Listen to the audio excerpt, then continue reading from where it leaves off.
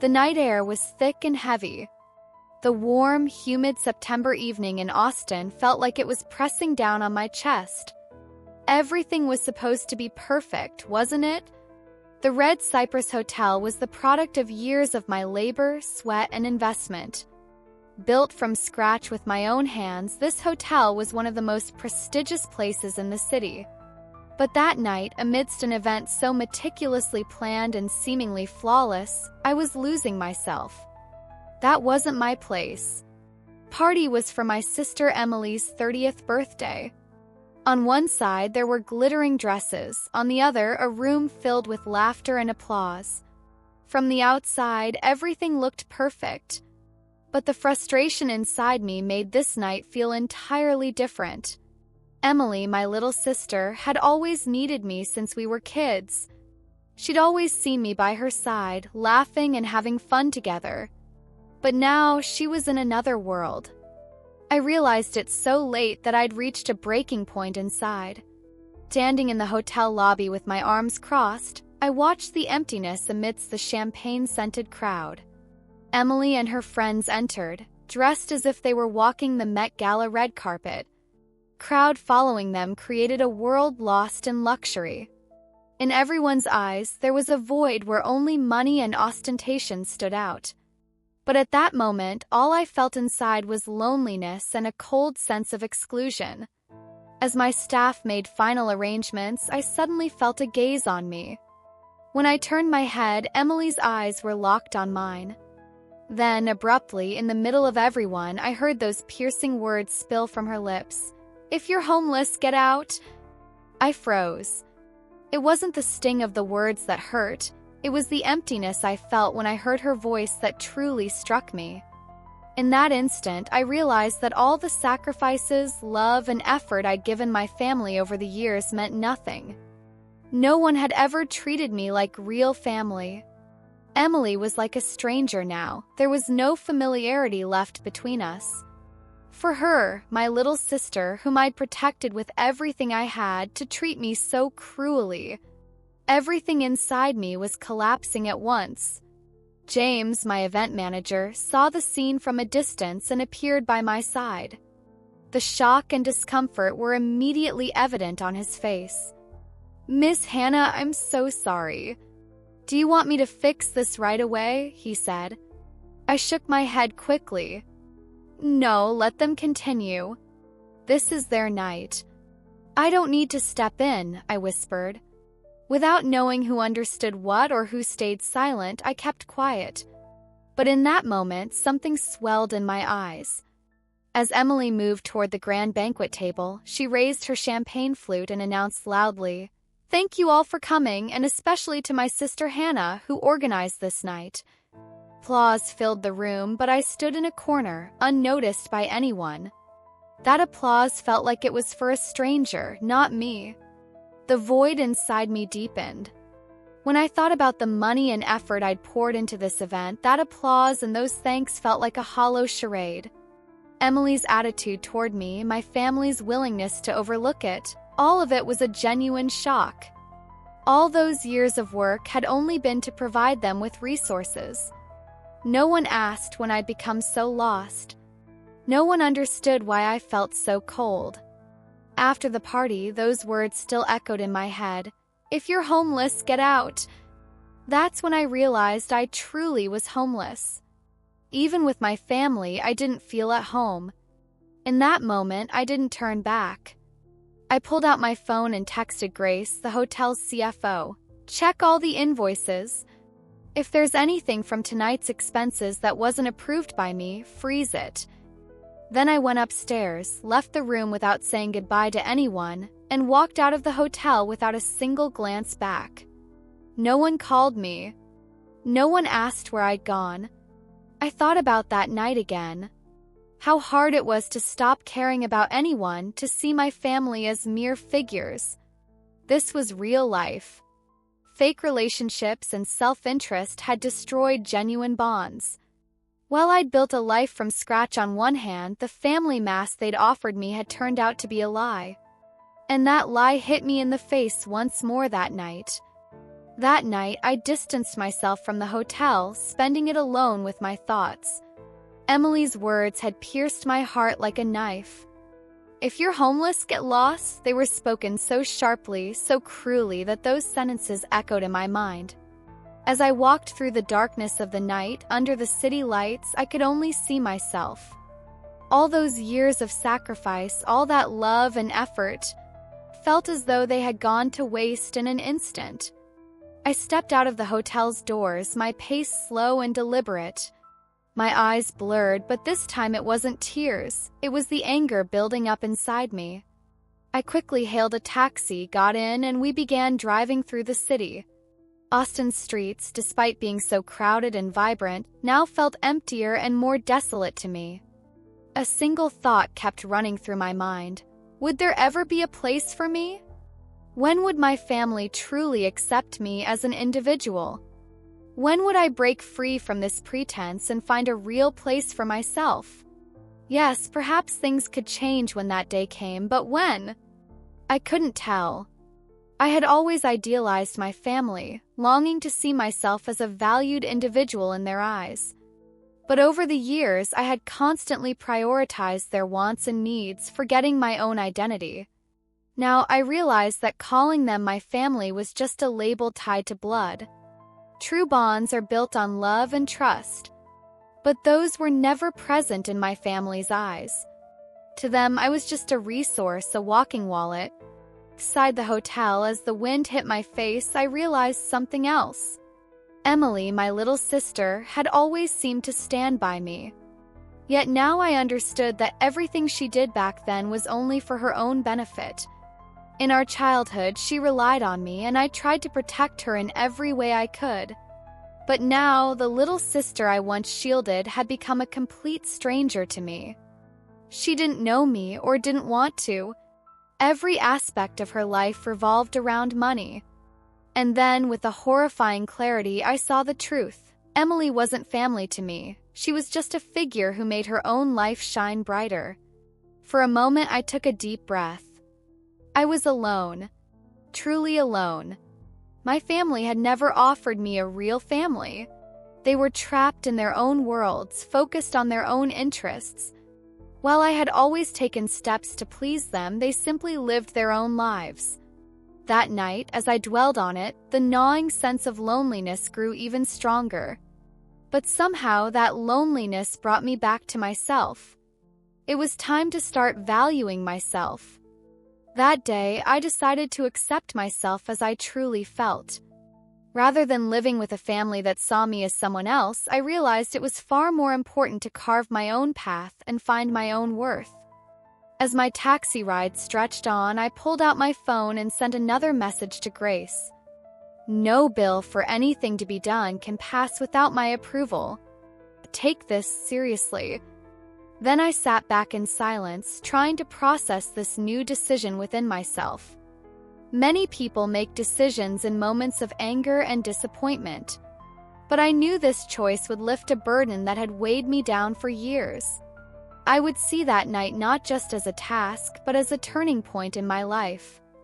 In that moment, I decided to become a woman who didn't have to live according to her family's expectations, who didn't owe anyone an explanation, and who lived solely for herself. From now on, a life awaited me that no one could dictate. I turned my thoughts away from the hotel and stopped dwelling on it.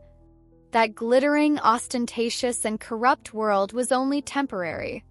I would leave behind this system that held my family together with conflicting interests and move forward on my own path. I didn't even know when I would truly begin, but that night I felt like a woman lost in the darkness had started a journey to rediscover her own light. For a few days, I tried to push that night and Emily's words out of my mind. But every time, I couldn't help but think about it. Emily's cruel sentence had left a wound deeper than anything I'd ever experienced in my life. If you're homeless, get lost. In other words, she saw me as a stranger. All those years of sacrifice, all that love, it felt like they'd been thrown into the trash in the end. No one valued it. My family only knew how much they could use me, but they never treated me like real family. A week later, I was invited again to that dreadful family gathering they'd planned. But this time, something felt different. My desire to set myself apart grew stronger. When I had to step into that house, the 2-story red brick house where my mom and dad lived, the one I'd known since childhood, I felt an unease inside me. Did I really want to be there? What was behind their invitation? I had to go to find out. But this time it would be different. I wouldn't walk in quietly. I'd take a step to defend myself, to shout my worth. It was a Saturday evening when I knocked on the door of that house in Lakewood. As I stepped inside, everything was exactly as it had always been. What I mean is, though the atmosphere in the house carried all the traces of the past, it wasn't the same anymore. Everything started to feel foreign to me. My mom smiled formally, as she had for years. Turning to me as if I were delivering a food order, she said, "Hannah, come in." Then she turned her back and continued preparing dinner. Without any emotional connection, she let me into the house.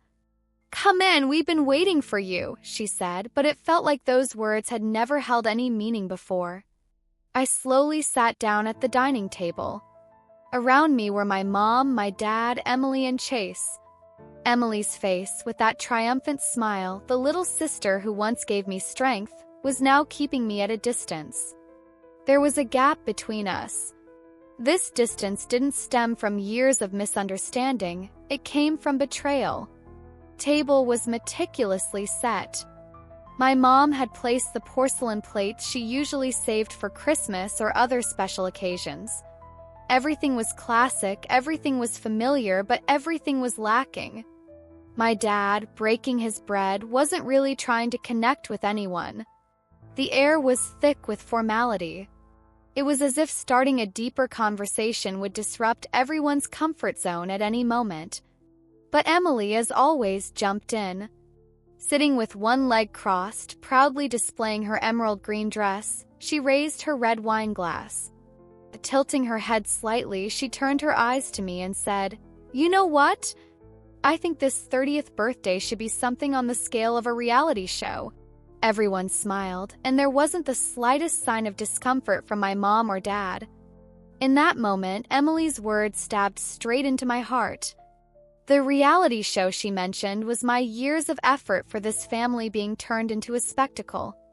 For me, the meaning of my life had been nothing more than meeting their needs.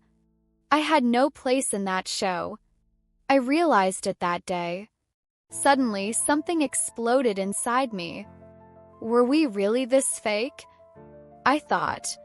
Truth, that everything was just for show and I was nothing more than an unseen figure, hit me hard. "Emily, when did you really start sharing anything?" I asked, my voice trembling and sharp. Everyone looked at me in shock. It was a question I'd held inside for years. It hurt so much that a relationship spanning all those years had to break down its walls with a single question. Emily's smile faded, and for a moment a deep silence fell. "What do you mean?" she asked, but the shock on her face said it all. For a brief second, my dad's eyes met mine. It was as if he wanted to say something but couldn't find his voice. My mom, staring at a corner of the table, said, "Just sit down, relax a little." But that word relax felt like something that had been rotting inside me for years. Relax. In a world where everyone else was at ease, I'd been left on the sidelines for years. I'd never seen my own worth. In that moment, I began to fully see the difference between Emily and my family. A fake smile, acting like strangers, it felt like we'd been playing a destructive game all these years. For me, it wasn't a game, it was real. I no longer had a place in this world. I didn't want to be there anymore. Slowly, I got up from the table.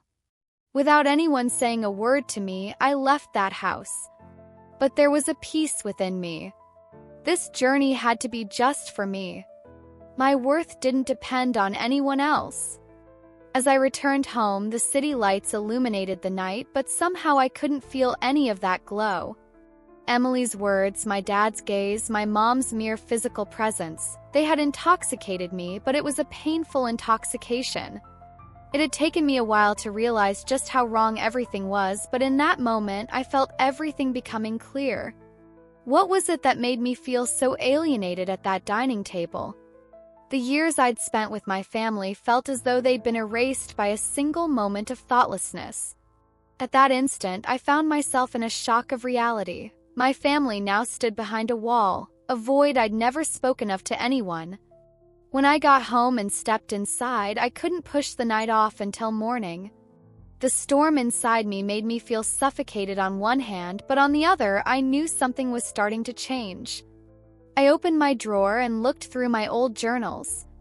Those old notes reminded me of who I once was. But now, as I flipped through the pages, I realized how much I'd changed and how much I'd forgotten about myself. So many sacrifices, so much focus on others, it had made me lose sight of who I was. That night, I glanced at my phone and thought for a while. It wasn't just about sending a message. This was a moment of change, of setting boundaries. I quickly typed a message to Grace. Grace, I want you to freeze the expenses from tonight. Nothing should be done without my approval.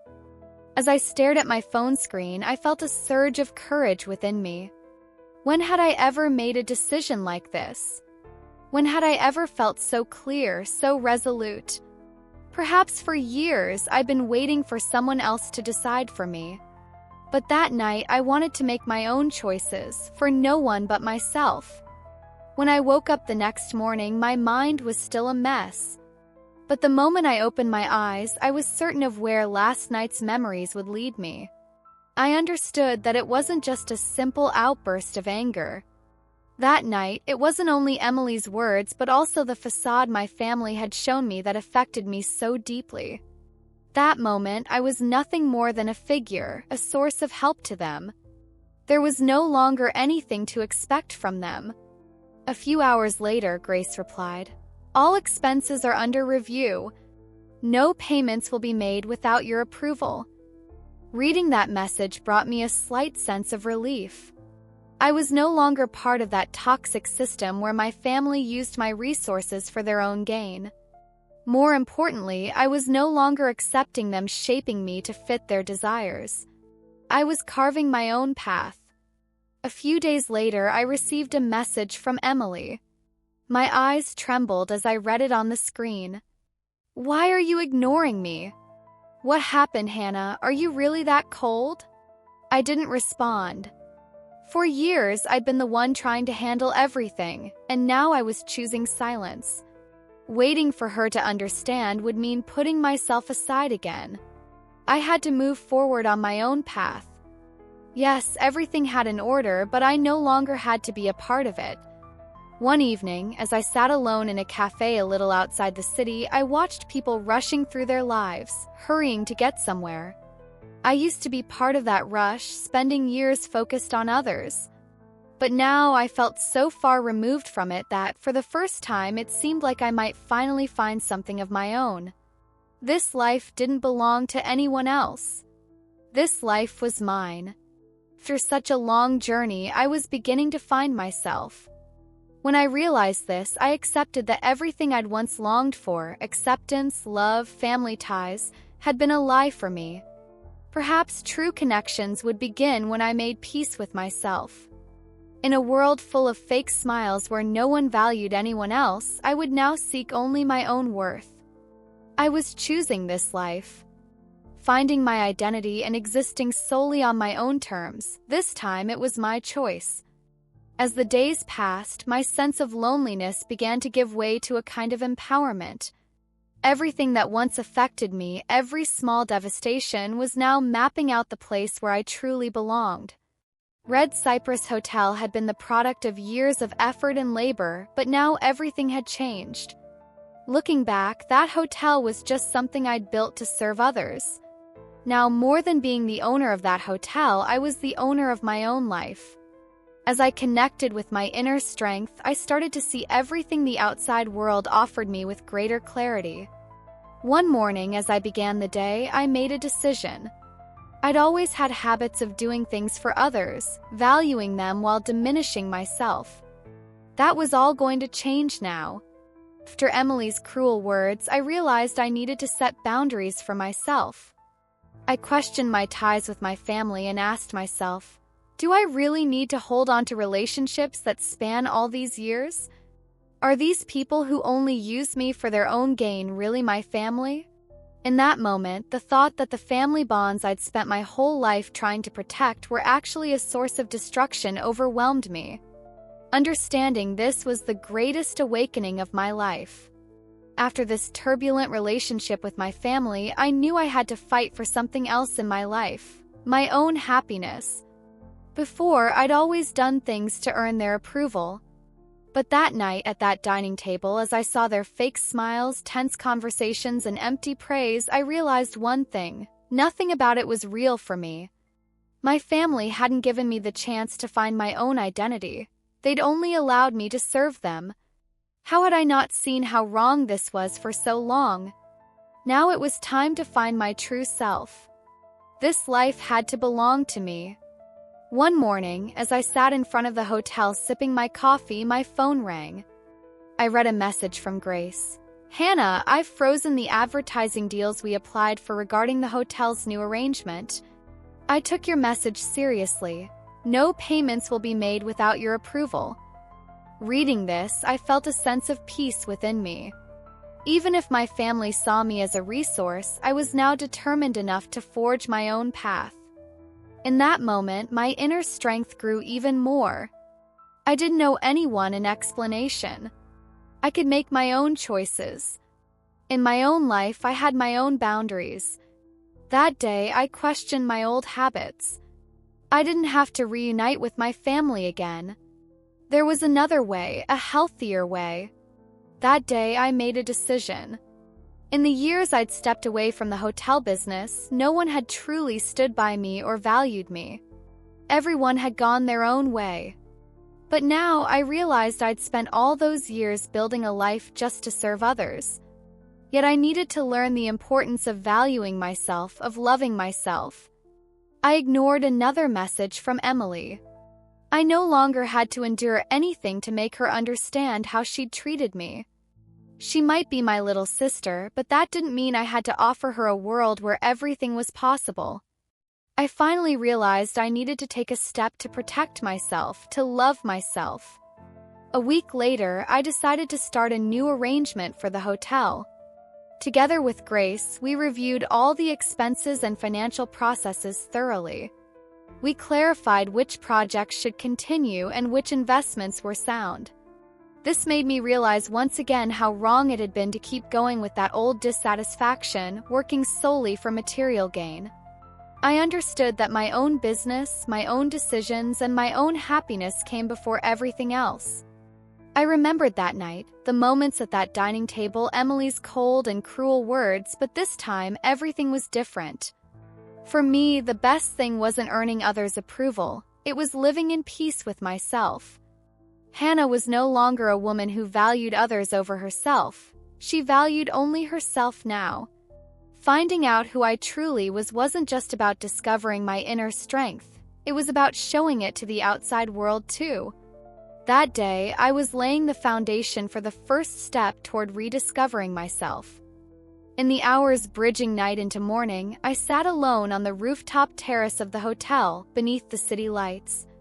In front of me was a cup of coffee, around me silence and the echoes of the past. Everything became clear in an instant. I was truly in the midst of a transformation. I'd realized I no longer wanted to fill the emptiness inside me by serving others. I needed to find myself now. Red Cypress Hotel had once been the product of my dreams from years ago, but deciding to set it all aside now held a different meaning for me. Rediscovering myself, finding out who I truly was in this life, seemed like such a simple thing. But in reality, for years, I'd only known myself through the eyes of others. I'd wanted so badly to make sacrifices for my family, to succeed in their eyes, that I'd ended up forgetting myself. Now, Emily's words, the way she'd pushed me aside with her cold demeanor, drove me toward one thing: finding my own identity. I stood up slowly and looked out through the hotel's panoramic window. The city lights made me think about how small everything was and how I needed to find a different kind of strength to make my mark in the outside world. All these years, I'd let Emily and my family's words drag me down. But that night, I decided to break this vicious cycle. I had to make my own decisions. In that moment, something dawned on me. My inner strength had always been greater than the approval I sought from others. It was time to take a step forward. Yes, there was a time when I'd placed others' satisfaction above my own happiness. But now it was time to set my own boundaries. A light had begun to glow inside me. No matter how one-sided a game my family tried to play with me, I was no longer joining in. I was forging my own path, building my own happiness. The next day, I reviewed all the financial reports in one of the hotel's rooms. In my last conversation with Grace, I told her everything was proceeding smoothly and that expenses were under control. There was a sense of relief within me. This wasn't just about business, it was an emotional relief too. In that moment, I'd clearly defined not only my work but also my emotional boundaries. This was my process of building a life that belonged to me, not to others. I sent Grace a message. Everything's going well. For so long, I tried to earn others' approval. But from now on, I'll prioritize only myself and my work. As I wrote those words, I felt a sense of change within me. After sending it, I thought again, can I really do this? But then I asked myself, why not? Why should I have to live according to others' expectations? A while later, on a weekend, I decided to take a short vacation for myself. I wanted to get away from the city, clear my mind, and spend time just with myself. This escape, which I'd needed for so long, gave me a sense of freedom. The farther I got from the hotel and the city, the more I felt the suffocating emotions inside me slipping away one by one. Being alone in nature brought me peace and gave me the time I needed to discover my true identity. One day, as I walked along the beach, there was the sound of the ocean on one side and the echo of my own footsteps on the other. I saw how calm and natural everything was. Chaos inside me finally began to reflect outward. In that moment, I realized I'd always tried to live in a way that fit the outside world, but true peace had to be found within me. That day, walking on that beach, I rediscovered myself and my worth. In the end, I compared the peace of finding my identity to the truth of something I'd long awaited, how important it was to truly love myself. In that moment, I felt everything becoming so clear. Letting go of my family, my past, and all those painful words was the beginning of a journey to find myself. I decided to return. This journey had been one of discovering my inner strength and happiness. And from now on, I would move forward on this journey not with others' approval, but with my own truths. As I returned, the transformation within me continued to grow. That walk on the beach had made me feel, in a way, reborn. I came back to the city, to my daily life, but the peace inside me now existed independently of the outside world. It was time to reevaluate my relationships with my family. But how ready was I? Facing them again was something I hadn't done in years. Yet the more I avoided it, the less peace I'd find. When I arrived at the hotel's entrance, the crowd and bustle inside felt distant to me. I'd built this hotel over so many years, through so many hardships, but now everything was different. I'd found a path of my own, discovered my inner peace. But that didn't mean I'd stop caring about what others thought. There was still a place where I needed to stand up for myself. The more I realized how fleeting and selfish my family ties were, the more their facade pushed me away. One day, I decided to meet with my mom and dad. I knew I had to confront them one last time. Seeing them, understanding the pressure they'd put on me all these years, was how I'd end this battle. That morning, I left the hotel and headed toward their house in Lakewood. There was peace within me, but also a tension. I loved my family, but building a healthy relationship with them was far more important than accepting their false expectations. When I arrived, everything seemed the same again. The same red brick house, the oak tree in the yard, my mom's old-fashioned smile. But it all gave me a sense of unfamiliarity I'd never felt before. There was no mask over my eyes anymore. I had no excuses left to avoid defending myself. When I stepped inside, my mom opened the door and, as always, said, "Hannah, welcome." But this time, something inside me knew everything had changed. "Mom, Dad," I said quietly, slowly. "We need to talk. I have something really serious to say." My mom paused for a moment. The smile on her face faded slightly. But I deserved this. I deserved them talking to me like a human being in a real, deep way. When we sat at the table, my dad joined us. They'd only glanced at me and spoken briefly a few times before. This time, I had to take a step forward. "You only saw me as a resource, didn't you?" I asked. That question echoed around the room like an explosion. As they looked at me in shock, the pain I'd carried for years surfaced.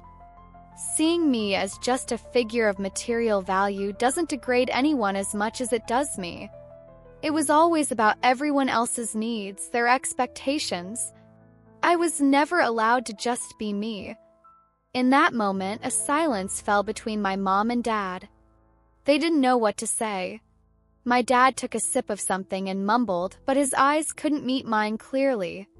My mom took a deep breath and placed her hand on the table.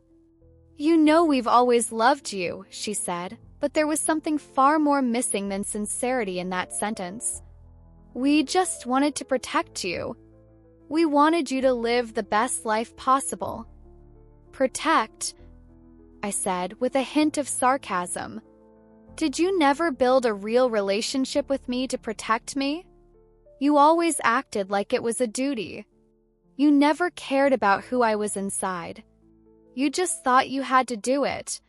But I was a person. I expected real love from you. Instead, you shaped everything according to your own interests." My mom's eyes welled up. But she didn't cry. My dad's silence only deepened the void inside me. Despite not wanting to, expecting something from them, still hoping they'd understand me, was truly devastating. But that night, I realized something. These relationships were fake. These relationships were a mask. True love came from acknowledging my worth and respecting my boundaries. In that moment, I felt that everything was over and that I could start anew. I needed to take a step to express myself, to tell them how much I loved them, but also how much I'd lost myself. It was a moment of decision. And in that moment, I finally decided to take a step toward myself. After spending the entire night with my mom and dad, something inside me had broken, yet at the same time, I felt relieved. For the first time in my life, I'd truly stood up for myself and expressed what I felt. I'd freed myself from the burden that Emily, my family, and everyone around me had placed on me. But at the same time, I thought about how long I'd suppressed my true emotions. This final conversation with my family was the beginning of an end. I loved them, but I'd realized I needed to establish a real balance in our relationship. I was determined to let go of them emotionally and become independent. That evening, as I walked home, the streets felt so familiar. The city lights illuminated the night, but was there still a sense of emptiness inside me? Yes, there was. But this emptiness no longer belonged to me. Making my own decisions, finding my own identity, had finally created an emptiness that was mine alone. That night, I reflected again. I thought about how I'd lost myself in my own life by always trying to meet others' truths and expectations, how much I'd become a stranger to myself. In that moment, I decided to set out on my own path without waiting for anyone. I might be alone right now, and perhaps being alone would be better for me. But one thing I knew for sure, from now on I'd live for myself. For my own happiness and my own worth. The future might be uncertain, but I'd shape it with my own choices. A week later, I made the decision to leave the city. A short trip of a few days would help everything become clear. While I'd always worked for others, now I had to do something just for myself. This journey was an inner exploration. Finding something that was truly mine would only be possible through myself and my own worth. The city's crowds and noise no longer held meaning for me. I needed to be alone with myself. That was what would lead me to the right path. While planning my trip, this time I didn't think about what I should do, but rather what I didn't want. For years, I'd served others. I'd shouldered every responsibility my job demanded. I'd given everything for my family. But now I just wanted to see myself. Meeting my own needs, listening to my inner voice, I had to take steps for that now. That day, before setting out early in the morning, I handled a few tasks at the hotel. I wrote to Grace one last time. You can take over all operations for a while. Don't intervene in anything regarding me. Right now, I just need to find myself. As I turned off my phone, there was a peaceful comfort in the decision I'd made. The emptiness inside me now stood as a space that belonged only to me. Just as I was about to hit the road, I received another message from Emily. Do you really love me? If we don't talk again, will I lose you? I simply closed my eyes and put my phone on silent. I'd been waiting for this for so long, but this time something had changed. My worth was more than someone else's love or approval. I shouldn't live to please others. I needed to love myself, accept who I was, and ensure everything took shape according to my own truths. As I set the car in motion, something inside me came alive again. Letting go of the wrongs my family and past had done to me, all the pressure they'd put on me, wasn't easy. But this change had always left me with a sense of something missing. Completing that missing piece would only be possible by forging my own path. This journey wasn't just physical, it was an emotional discovery too. No matter how much I pushed my limits, it was a journey where I'd ultimately find myself. From now on, I had to value myself, not others. As I drove farther from the city, the silence within me grew. That silence, after years spent meeting others' needs, had somehow brought me back to myself. I realized that everything defining me wasn't about serving others. The real me wasn't that old figure trying to please everyone. The real me was the woman embarking on her own inner journey and deciding it for herself. As I drove along, I noticed the changes around me. The city quickly faded behind me, and with every kilometer, I felt more freedom and a sense of rediscovering myself. Each moment on the road not only brought me inner peace, but also gave me opportunities to confront my past. I'd always focused on others' desires, demands, and their efforts to shape me. But now I was no longer that old version of myself. Finding my identity, embarking on a journey, was a step toward knowing myself. Late at night, sitting in a small motel, I began to think about my old life. For so long, in all those years spent serving others, I'd never shown myself to anyone. I hadn't told anyone what I needed or who I was. When I closed my eyes, I recalled those old moments, old thoughts, and the wounds of the past. But this time, what I felt wasn't pain, it was a sense of freedom. For me, there had been a self lost in the system I'd submitted to for years. But now that self was returning. I was beginning to rebuild myself. The next morning, as the sun rose, I decided to hit the road again. A long journey lay ahead. But this road was unlike any I'd traveled before. This road was leading me to my own truths, my own identity. I'd started to break free from the world once shaped by my family, built on their demands, and began creating my own world. This journey was not just physical, it was a spiritual rebirth. The life I'd once lived for others now belonged to me. Throughout the day, I continued to leave behind the old burdens I'd carried on my back. Every kilometer, every new step gave me more inner strength and freedom. Learning to listen to myself, how important that was. In my old life, I'd always listened to others' voices. But now I needed to hear only my own. This was breaking free from the slavery of the past, standing up for myself, and truly liberating myself. One evening, I stopped to rest in a small town and settled into a hotel room. On the wall, there was an old painting. As I looked at it, I thought about where I was in my life at that exact moment. The harsh words from my family, the alienation Emily made me feel, the disappointment from years of sacrifice. But all of that was behind me now.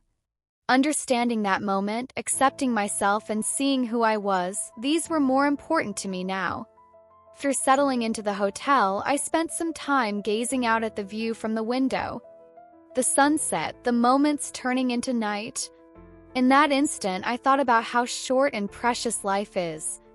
Looking back, it was easy to see where always serving others had taken me.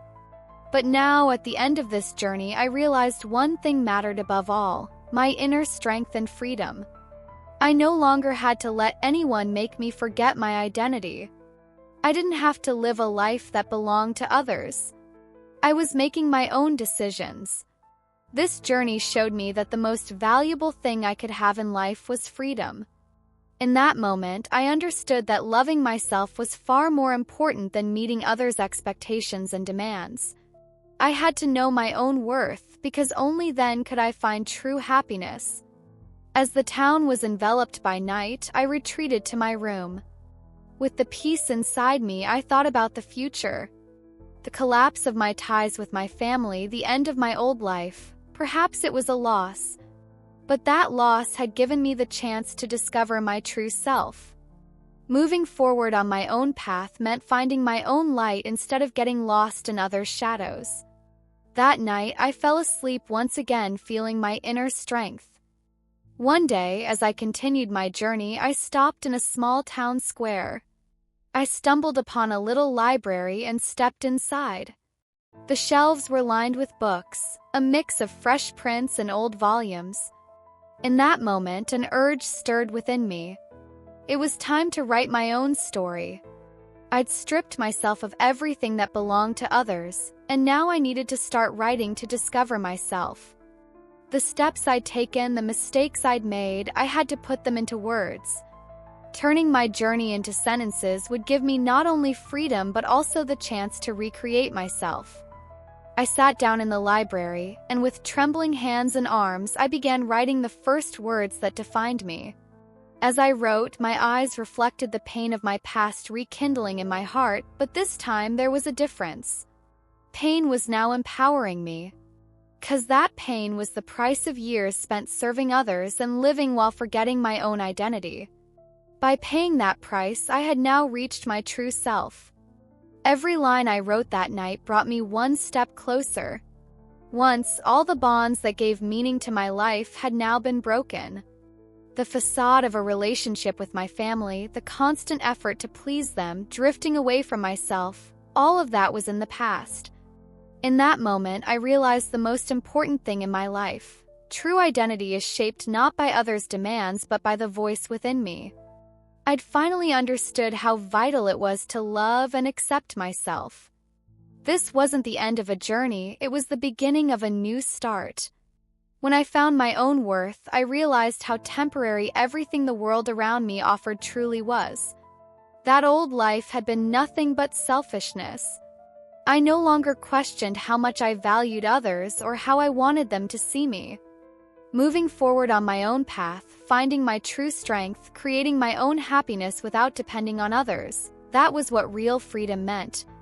One morning, as I walked through the town square, the people around me no longer felt like strangers. Because I wasn't waiting for them to recognize me. I had recognized myself. As I walked slowly, I noticed an old inscription on a wall. True strength lies in conquering the fears within. Reading it, I smiled. 'Cause feeling those words in my soul, sensing a deep peace within me, now came so naturally. A week later, I stood in front of Red Cypress Hotel again. Looking back, I realized I'd once thought everything in this hotel was just for others. But now I'd left my mark in every corner of it. I wasn't just working here, I was writing my story here. In that moment, I understood that my journey wasn't over, but it had reached a significant turning point. Sometime later, I sold my old house too. That house once held the people I'd called family. But now I was building a life not for them, but for myself. I realized that the house, the past, everything I'd once thought was mine had actually been a burden. Now I was free, a woman who had found her identity and carved her own path. In the days that followed, I received a message from Emily. "I'm still mad at you, Hannah.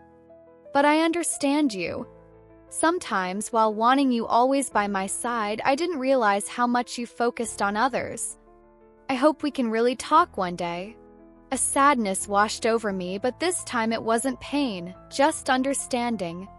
Time to truly understand each other had come, but that was something time would bring. The starting point of my journey wasn't about trying to change anyone. It was about discovering my own identity and worth. And now, no matter how lost I'd been in that life, I feel reborn. Turning the story I wrote into a life where I could draw my own boundaries, that was the true beginning.